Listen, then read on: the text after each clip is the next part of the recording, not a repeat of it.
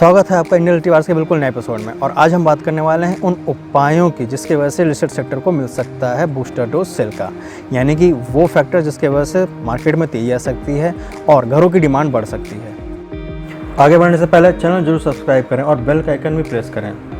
आते हैं आज के एपिसोड पर। आगे बढ़ने से पहले मैं आपसे एक सवाल पूछना चाहूँगा, कैसा लगता है जब आप किसी सामान की कीमत अपने खून पसीने की कमाई से चुकाएं और सही समय पर उसका इस्तेमाल ही ना कर पाएं। इसके अलावा अगर आपको ये पता चले कि आप किसी और के लालच और भ्रष्टाचार की कीमत चुकाने वाले हैं आने वाले कई सालों तक बिना उस सामान का इस्तेमाल किए।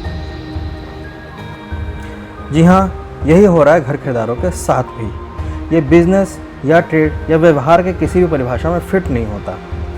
ऐसा मॉडल पूरे सेक्टर के साथ साथ समाज के लिए भी दलदल जैसा है। एक बार इस दलदल में फंसे इंसान को देखने और अच्छे से समझने के बाद क्या कोई और घर खरीदने की सोचेगा?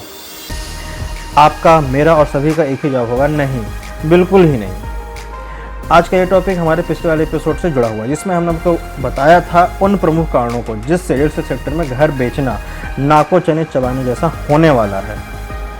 आज एक कदम आगे बढ़कर हम उन उपायों पर, उन फैक्टर्स की चर्चा करेंगे जिनके वजह से इन्वेस्टर्स और होम बायर्स में रियल एस्टेट के प्रति भरोसा जगाया जा सकता है, घरों की डिमांड बढ़ सकती है और रियल एस्टेट में तेजी आ सकती है।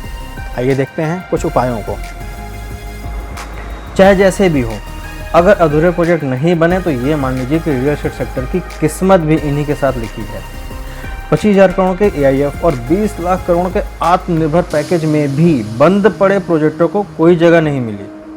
फाइनेंस मिनिस्टर ने पहले ही आम्रपाली और JP जैसे प्रोजेक्ट को इससे बाहर रख दिया है। मतलब 1 लाख के लगभग घर खरीदार पहले ही हाशिए पर ला दिए गए हैं, वो भी तब जब सुप्रीम कोर्ट ने NBCC को प्रोजेक्ट दिया है बनाने को। जब ठेका सरकारी कंपनी के पास है तो फंड देने में कैसी हिचक, ये समझ से परे है। और ऐसे दोहरे रवैये से ना तो रियल एस्टेट का भला होने वाला है, ना ही होम बायर का। बिल्डरों द्वारा अधूरे प्रोजेक्ट बनाने होंगे और इसके लिए रास्ते निकालने ही होंगे।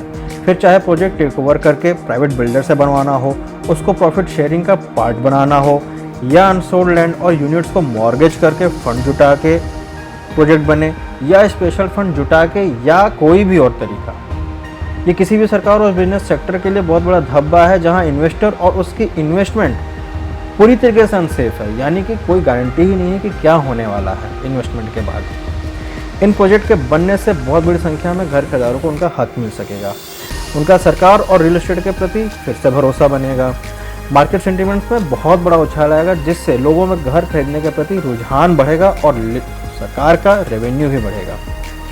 ले दे के घरों की डिमांड बढ़ेगी, जो रियल एस्टेट सेक्टर और सरकार को चाहिए भी। सिक्योर्ड इन्वेस्टमेंट के तहत सस्ते होम लोन और कंस्ट्रक्शन लोन दिए जाए सेक्टर में। होम बायर को दिया हुआ लोन सबसे ज़्यादा सिक्योर माना जाता है, क्योंकि वो कहीं भाग नहीं पाता बड़े लोगों की तरह, बेचारा आम आदमी जो ठहरा। इसी तरह अच्छे प्रोफाइल और ट्रैक रिकॉर्ड रखने वाले बिल्डरों का भी चयन होना चाहिए। इसमें रेरा की ग्रेडिंग काम कर सकती है। टॉप की ग्रेडिंग वाले बिल्डरों को सस्ते लोन मिले तो बाकी भी अपनी कार्यशैली ठीक करेंगे और सेक्टर में तेजी आएगी। फिलहाल रियल एस्टेट में ऐसे मॉडल का समय है जहां बिल्डर प्रोजेक्ट में घर मिलने की गारंटी हो, जिससे लोगों में भरोसा जगाया जाए, भले ही वो 1 या 2 टावर बनाए और डिलीवर करे।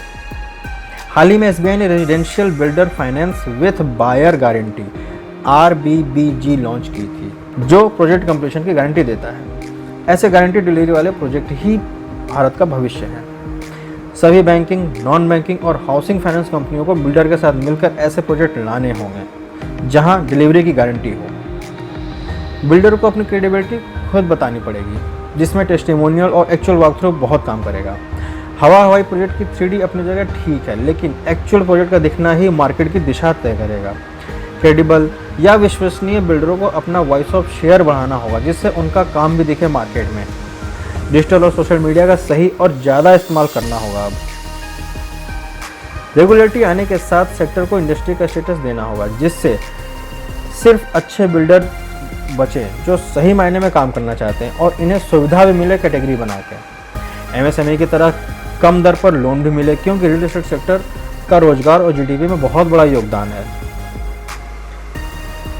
प्रोजेक्ट अप्रूवल अपने आप में सबसे ज़्यादा समय लेने वाला काम है किसी भी प्रोजेक्ट के लिए। एक सिंपल प्रोजेक्ट के लिए लगभग 52 टाइप के अप्रूवल लेने पड़ते हैं, इसलिए प्रोजेक्ट अप्रूवल की समय सीमा तय होनी चाहिए जिससे काम जल्दी शुरू हो सके। इसके लिए अगर ऑनलाइन या सिंगल विंडो सिस्टम भी बनाने की ज़रूरत हो तो बिना देरी के ये काम करना चाहिए। रियल एस्टेट सेक्टर के लिए सीमेंट और छड़ की अचानक बड़ी कीमत सीधा प्रोजेक्ट कॉस्ट को बढ़ा देती है। इसलिए सीमेंट और छड़ की कास्ट को कार्टिलाइजेशन के दायरे में लाना होगा जिससे अचानक से होने वाली या की जाने वाली मुनाफाखोरी को कंट्रोल किया जाए और हाउसिंग सेक्टर को इससे बचाया जाए, इसके प्रभाव से बचाया जाए। ऐसे सैकड़ों उपाय हैं, लेकिन अगर ये 7 उपाय या इन 7 फैक्टर्स को भी पूरा कर दिया जाए तो रियल एस्टेट सेक्टर में बहुत ज़्यादा तेज़ी आ सकती है। लेकिन रियल एस्टेट सेक्टर को बूस्ट करने के लिए ज़रूरत है इंडस्ट्री और इंफ्रास्ट्रक्चर की, जिससे रोजगार के नए मौके बने, लोग इन मौक़ों की तलाश में आगे आएँ और अपने लिए परमानेंट रहने का ठिकाना ढूंढें। कोविड-19 के आउटब्रेक के बाद चीन की विश्व भर में इमेज खराब हुई है। बहुत बड़ी संख्या में वहाँ की मैन्युफैक्चरिंग और प्रोडक्शन यूनिट अपने लिए विकल्प ढूंढ रही हैं। ऐसे में इंडिया के लिए बहुत बड़ा मार्केट तैयार होता दिख रहा है। ज़रूरत है तो सही समय पर सही कदम उठाने की और इन मौक़ों को वास्तविकता में बदलने की, जिससे रोजगार के मौके बने, इंडस्ट्री के मौके बने। इसके बारे में बात करेंगे आने वाले एपिसोड्स में। तब तक आप जुड़ रहिए हमारे साथ इंडियन न्यूज़ वॉइस का चैनल सब्सक्राइब करके। धन्यवाद।